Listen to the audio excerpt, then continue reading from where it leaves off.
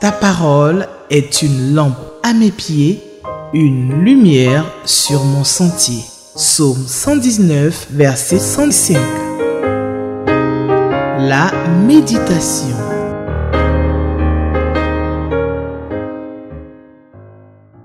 Amis méditateurs de la Bible, Shalom, j'allais dire Assalamu alaikum. Vous êtes à votre émission journalière Méditons ensemble et nous saluons tous ceux qui nous prennent en marche tous les jours à 7 heures et à d'autres heures.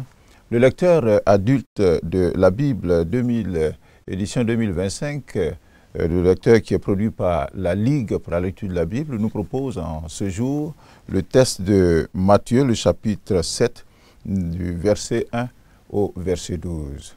N'oubliez pas, chaque fois que vous venez à cette émission, d'avoir votre Bible comme je l'ai, votre lecteur, et puis un carnet de notes. Je me fais le plaisir de vous présenter les nouveaux lecteurs, lecteurs cadet et lecteurs juniors, qui sont disponibles dans vos librairies. Sinon, vous pouvez passer, pour ce qui concerne la Côte d'Ivoire et Abidjan, passer à l'avenue Jean Mermoz, au siège de la Ligue pour la lecture de la Bible, pour vous en procurer. Alors, ceux qui veulent aussi des stocks pour leur communauté, c'est possible.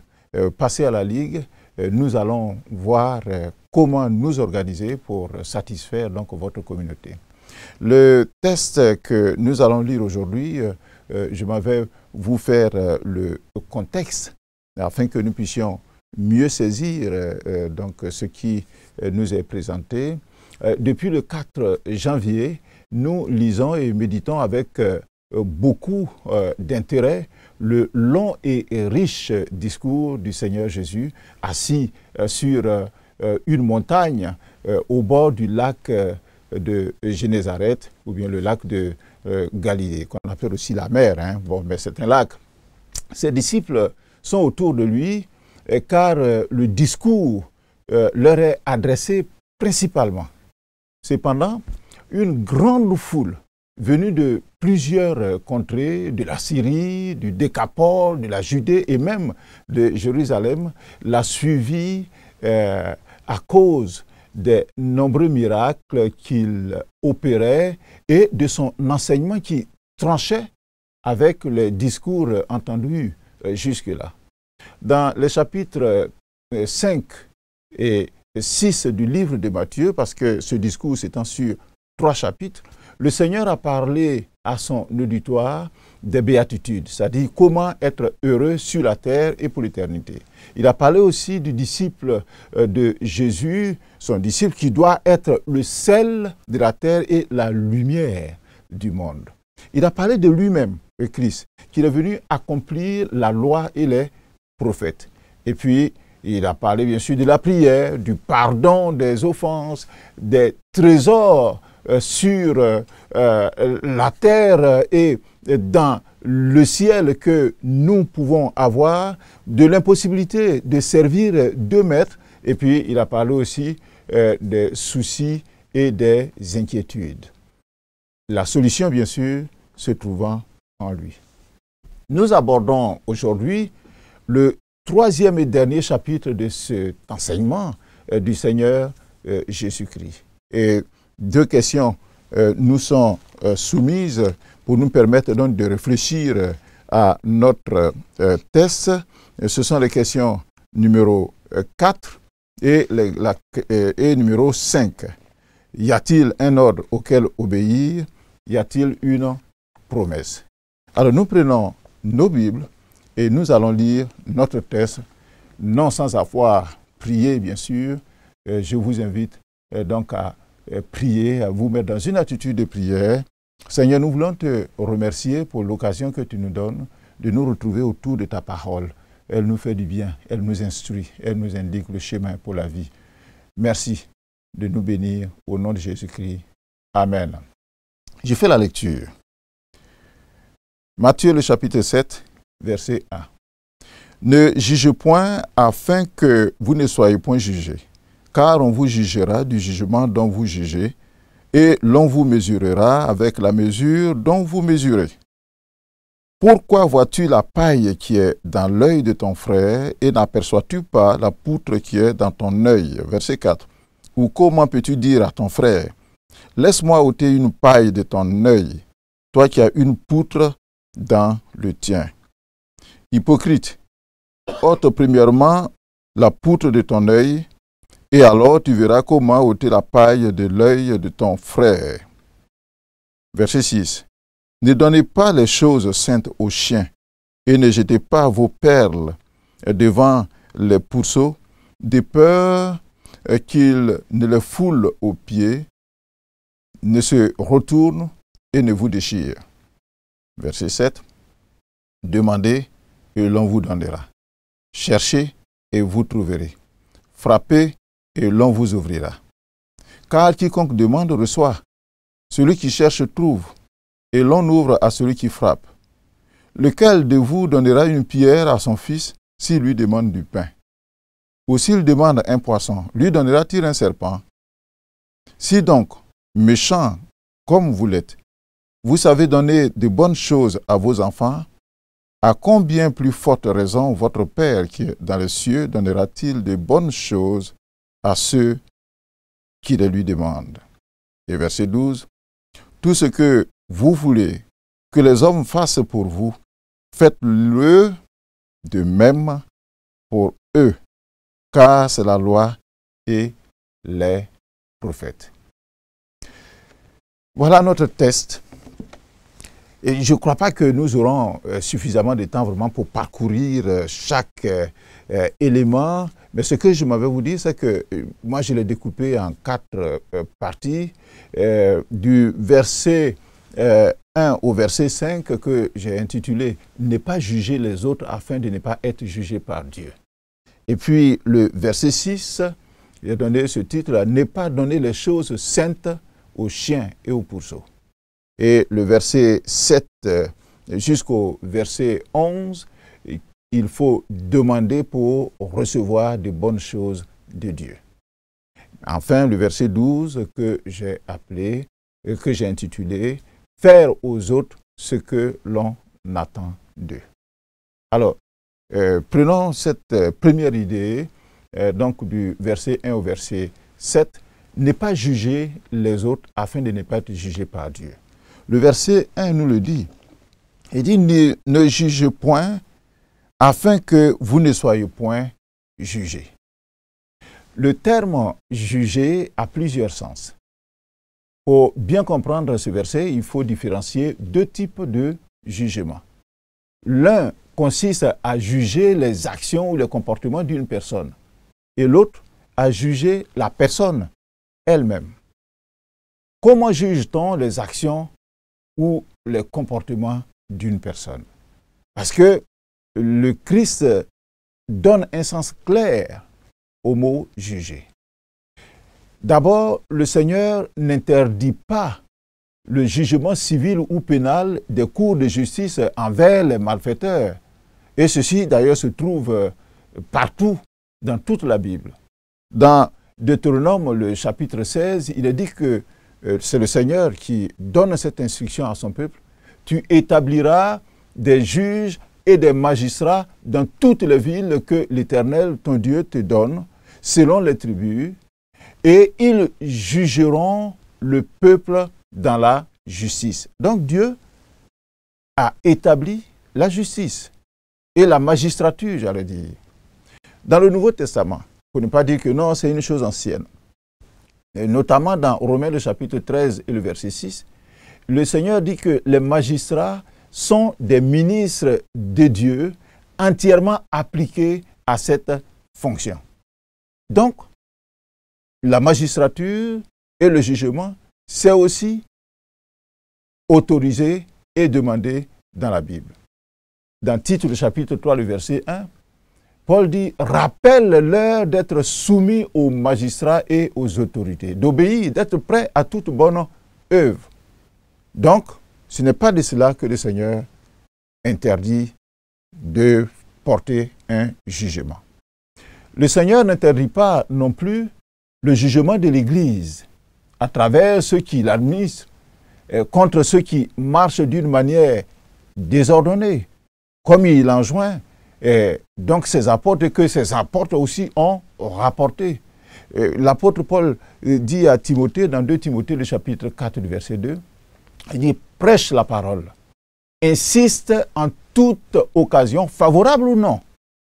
Et j'insiste sur ces deux mots, reprend, censure, exhorte avec toutes sortes de douceur.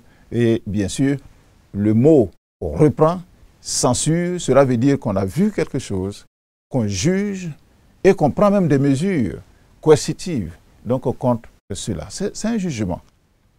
Troisièmement, le Seigneur Jésus n'interdit point les jugements privés que nous sommes appelés à porter sur les faux prophètes. Parce que, d'ailleurs, dans notre texte, un peu plus loin, au verset 15 et verset 20, il est dit que nous devons juger donc les prophètes et puis savoir qui est faux et bien sûr reconnaître ceux qui sont faux à leurs fruits et reconnaître ceux qui ont de bons fruits, dire que c'est eux les bons prophètes.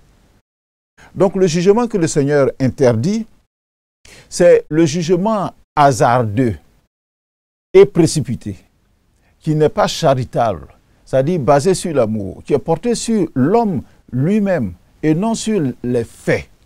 C'est-à-dire un esprit qui cherche l'erreur, une disposition à condamner l'autre sur ses prétendues motivations, sur ses pensées, sur sa vie intérieure, sur son âme. Or, à ce niveau-là, nous les hommes, nous ne pouvons pas voir ce qui se passe à l'intérieur. Seul Dieu peut juger les motivations et les pensées de l'homme. C'est ça que Paul écrit dans Romains, le chapitre 14, le verset 4, que « Qui es-tu, toi qui juges un serviteur d'autrui? S'il se tient debout ou s'il tombe, cela regarde son maître. Mais s'il se tient debout, plutôt il va se tenir debout parce que le Seigneur donc, a le pouvoir de l'affermir. » Et dans Luc, le chapitre 18, le verset 11, un pharisien qui était en train de prier dit à lui-même, « Ô Dieu, je te rends grâce de ce que je ne suis pas comme le reste des hommes là. Ils sont ravisseurs, ils sont injustes, ils sont mauvais, adultères, ou même je ne suis pas comme ce publicain qui est à côté là. » Voyez-vous? Ce faisant, il jugeait le publicain qui était à ses côtés en affirmant « Moi, je suis bon, mais lui, il est mauvais. » Le jugement des cœurs appartient au Seigneur et non aux hommes. C'est cela que Paul le dit encore dans 1 Corinthiens, le chapitre 4, le verset 5, que nous ne devons pas juger parce qu'il y a un temps où le Seigneur, lui, il viendra et il mettra en lumière ce qui est caché dans les ténèbres. Il manifestera les desseins des cœurs, parce que lui, il voit ce qui est dans les cœurs. Alors chacun recevra de Dieu la louange qui lui sera due. Alors, le deuxième élément découpage que j'avais vu dans notre texte, c'était le verset 6, qui dit de ne pas donner les choses saintes aux chiens et jeter les perles donc devant les pourceaux, que j'ai intitulé « Ne pas donner les choses saintes aux chiens et aux pourceaux ». La loi mosaïque considérait les chiens et les pourceaux comme des animaux impurs. Et ces deux bêtes représentent ici, dans notre contexte, les moqueurs de l'évangile, de la parole de Dieu. Donc les adversaires de Dieu. Les perles et les choses saintes, justement, c'est l'enseignement du Christ. C'est la bonne nouvelle du salut. C'est l'évangile. Au cours de son ministère, Jésus a quelquefois refusé de répondre à des questions que ses adversaires lui adressaient. Ou même de faire des miracles, parce que ses interlocuteurs étaient de mauvaise foi. Aucune explication ou action n'aurait changé leur attitude de mauvaise foi, car ils étaient viscéralement opposés et ils étaient pervertis, aveuglés dans leur cœur mauvais. Jésus exhorte donc ses disciples, là, par ses conseils, à évaluer les situations. Et il leur dit, quelquefois, il est préférable de se taire. D'une part, Parce que la bonne nouvelle de Jésus, si c'est donné dans des contextes donc de refus d'emblée, alors cette bonne nouvelle sera profanée et tournée en dérision. C'est ça, ce problème donc des chiens et des porcs, c'est-à-dire les moqueurs. D'autre part, le croyant qui pourrait, en exposant l'évangile, provoquer inutilement la colère de ses adversaires, il faut qu'il s'en abstienne. Parce que là, il aurait donné le bâton à ses adversaires pour le battre. C'est pour ça qu'il faut juger les situations. Est-ce que je peux annoncer la parole de Dieu là? Le croyant doit pouvoir discerner entre ceux qui ont un intérêt réel de spiritualité et ceux qui ne cherchent pas Dieu. Dans Matthieu, le chapitre 12 et le verset 38, alors que quelques-uns des scribes et des pharisiens prirent la parole et dirent à Jésus, « Maître, nous voudrions te voir faire un miracle. » Alors Jésus dit, « Non, je ne vous ferai pas de miracle. Mais le miracle que vous allez recevoir, c'est le miracle du prophète Jonas. » Donc, ils n'ont pas eu de réponse. Ils n'ont pas eu de miracle parce que leur comportement était semblable à ceux des chiens et des pourceaux. C'est-à-dire que c'était des moqueurs. Ils ne sont donc pas dignes en ce moment-là de recevoir les perles, de recevoir la bonne nouvelle, les choses saintes. Troisième mouvement de notre test, c'est du verset 7 au verset 11, que j'ai intitulé « Demander pour recevoir de bonnes choses à Dieu ». Et ce verset 7, je l'aime. Ça a été un des versets que j'ai appris par cœur dès que j'ai connu l'Évangile. Matthieu 7, 7. « Demandez et l'on vous donnera. Cherchez et vous trouverez. Frappez et on vous ouvrira. Car quiconque demande reçoit. Celui qui cherche, il trouve. Et l'on ouvre à celui qui frappe. » Au chapitre précédent, le chapitre 6, de verset 5 au verset 15, Jésus avait appris à ses disciples comment prier. C'est-à-dire d'être sans hypocrisie dans la prière, d'aller dans le secret, de ne pas multiplier de vaines paroles. Et il a donné l'exemple de cette prière qu'on a intitulée, appelée la prière universelle ou bien le Notre Père. Ici, dans notre texte, le Seigneur Jésus encourage ceux qui le suivent à se consacrer avec ferveur à la prière. Ce sujet occupe une place très importante dans son enseignement.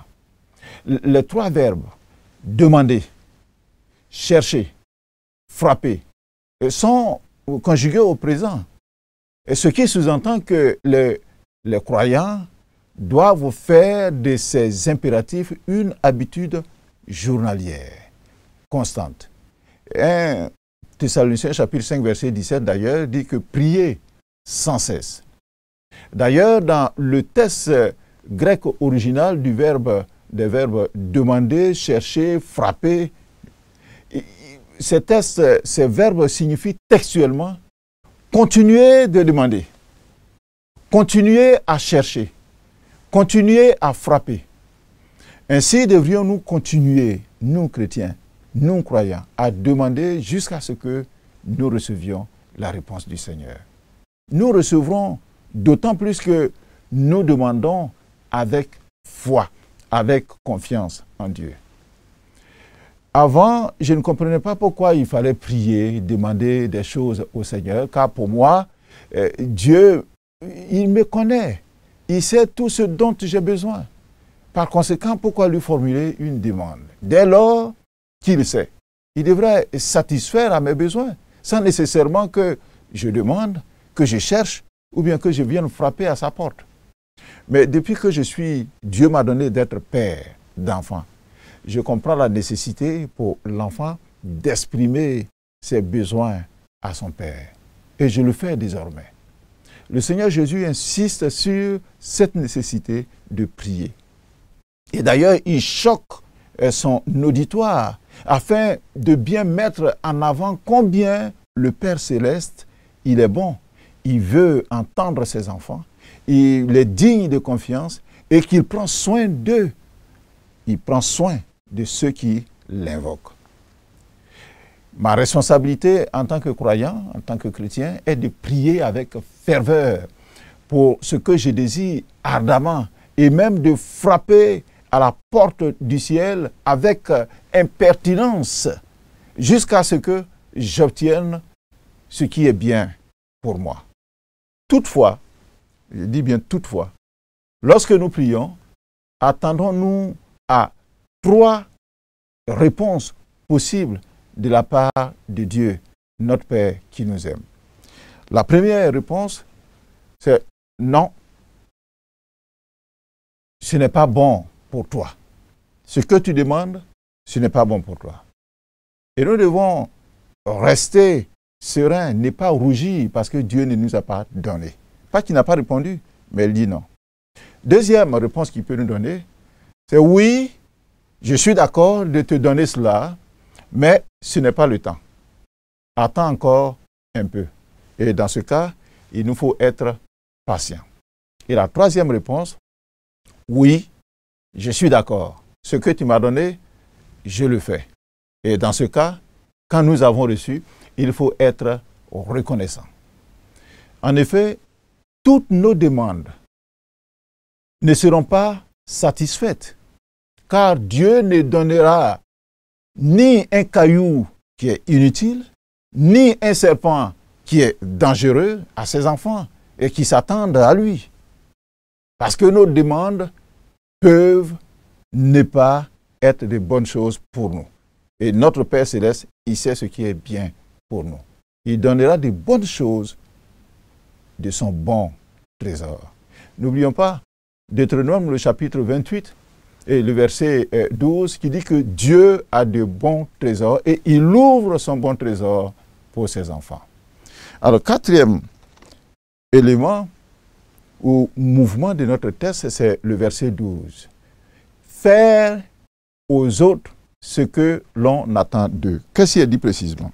Il dit tout ce que vous voulez que les autres hommes fassent pour vous, faites-le de même pour eux, car c'est la loi et les prophètes.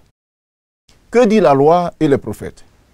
Dans Marc le chapitre 12, à partir du verset 28, Jésus a fait cette belle réponse à un scribe qui voulait savoir lequel des commandements était le premier de tous. Alors le Seigneur a répondu au verset 30 donc de Marc 12. Il dit, tu aimeras le Seigneur ton Dieu de tout ton cœur, de toute ton âme, de toute ta pensée et de toute ta force. Et il ajoute au verset 31, voici le second, tu aimeras ton prochain comme toi-même. Il n'y a pas d'autre commandement plus grand que ceux-là. Voici donc le résumé de la loi et les prophètes. Dans notre texte, Jésus nous montre l'application de cette loi d'or. Tout ce que vous voulez que les hommes fassent pour vous, faites-le de même pour eux. Quelqu'un a dit, attends d'autrui ce qu'a autrui tu auras fait. Donc ce que tu veux que autrui te fasse, toi il faut le faire. Notre problème, c'est que nous attendons que les autres nous fassent du bien d'abord.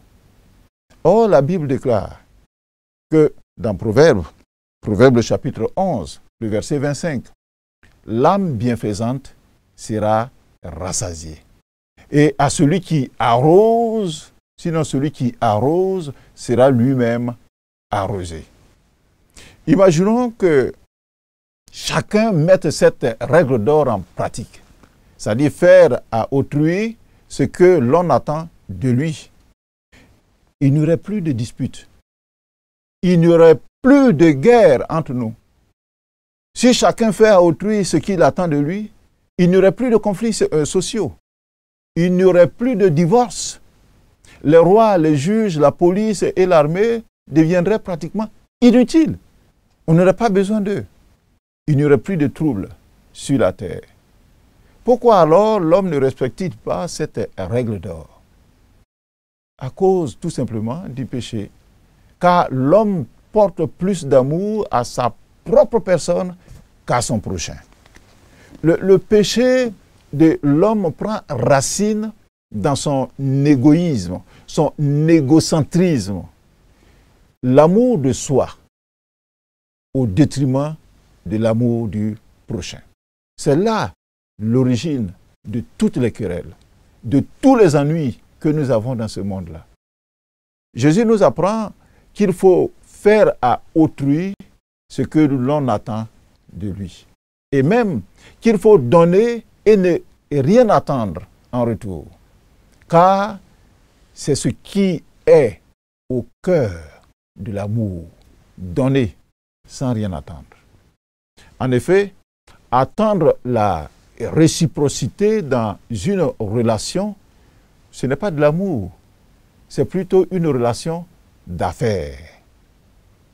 Tout ce que vous voulez que les hommes fassent pour vous, faites-le de même pour eux. Alors, après avoir essayé de comprendre ce que le Seigneur nous enseigne dans notre texte, répondons à la question numéro 4.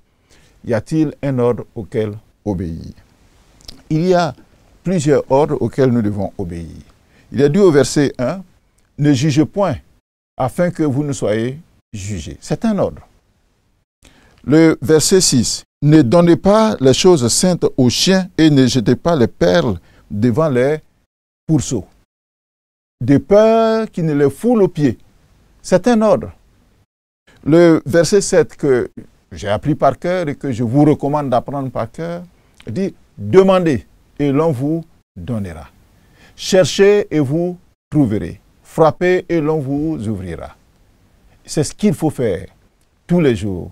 La prière devant le Seigneur. Et puis le verset 12 qui dit que tout ce que vous voulez que les hommes fassent pour vous, c'est un ordre, faites-le de même pour eux. Parce que c'est là la loi et les prophètes. Répondons à notre question numéro 5. Y a-t-il une promesse? Oui, moi j'ai vu deux promesses. Et la promesse que nous venons de lire d'ailleurs au verset 7, il dit que celui qui cherche, il trouve. Celui qui demande, on reçoit. À celui qui frappe, on ouvre.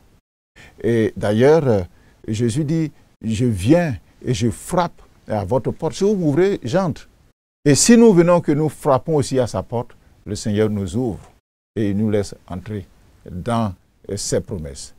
Et puis, deuxième promesse, il dit au verset 11 que votre Père qui est dans les cieux donnera des bonnes choses à ceux qui lui demandent. Les bons trésors du ciel sont à nous. Il faut demander, il faut frapper à la porte du Seigneur, il faut chercher et puis on les obtient parce que le Seigneur est prêt à nous les donner. Voici ce que j'avais à partager avec vous. La question A, le verset qui nous a le plus frappé. Moi, j'étais tenté vraiment de prendre le verset 7, tout comme le verset 12 m'a beaucoup frappé aujourd'hui, c'est-à-dire que tout ce que vous voulez que les autres hommes fassent pour vous, faites-le de même pour eux. Donc, c'est ce que je retiens. Nous allons prier, c'est la fin de notre échange, de notre réflexion, et je vais prier avec vous, chers téléspectateurs.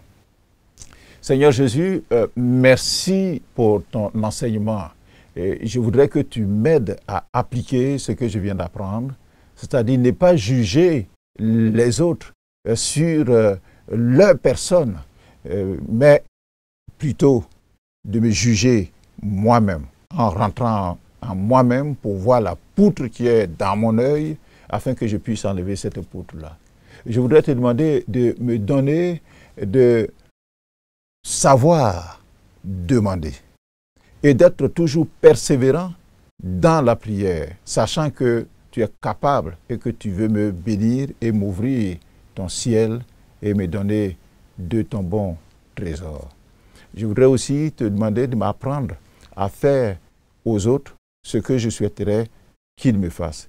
Et surtout à le faire sans attendre quelque chose d'eux en retour. S'ils le font, c'est que c'est une bénédiction que je reçois, je prends. S'ils ne le font pas, non, je n'ai pas à rougir, mais j'aurais fait ce que je dois faire à leur endroit. Aide-moi dans le précieux nom de Jésus-Christ notre Seigneur. Amen. Le commentaire se trouve à la page 12. Visitez-le. Et demain, même canal, même disposition et même bénédiction du Seigneur. Shalom. Ta parole est une lampe à mes pieds, une lumière sur mon sentier. Psaume 119, verset 105. La méditation.